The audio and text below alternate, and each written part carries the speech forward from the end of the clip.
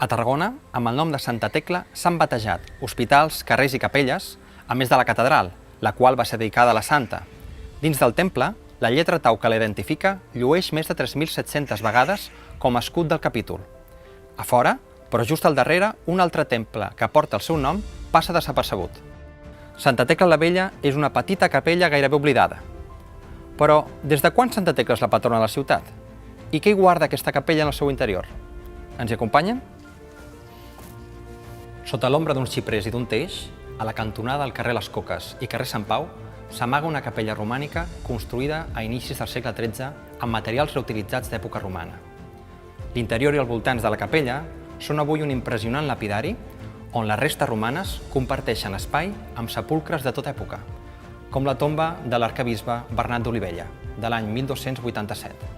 Durant segles, aquest indret fou el principal cementeri de la ciutat. S'estenia al llarg del carrer Les Coques, conegut com el Fossar, fins a tocar l'església de Sant Llorenç. En temps de pesta, la capella va ser el lloc triat pels funerals, evitant així que els cossos infectats entressin a la catedral. Alguns arqueòlegs i historiadors apunten que Santa Tecla la Vella podria estar relacionada amb l'antiga catedral d'època visigoda i han buscat en aquest espai l'origen del culte a la santa. D'altres han relacionat Santa Tecla amb una inscripció del segle V després de Crist. Tanmateix, el patronatge de Santa Tecla sobre Tarragona sembla haver nascut a l'edat mitjana, a partir del segle XI. En aquells anys, els comtats catalans, cada cop més independents, els calia desfer-se de la tutela de l'arquebisbat de Narbona. L'opció més factible era fundar un arquebisbat català. La situació a la península hi va ajudar. El papa Urbà II, alarmat per l'avenç musulmà dels almoràvits, va donar suport al projecte.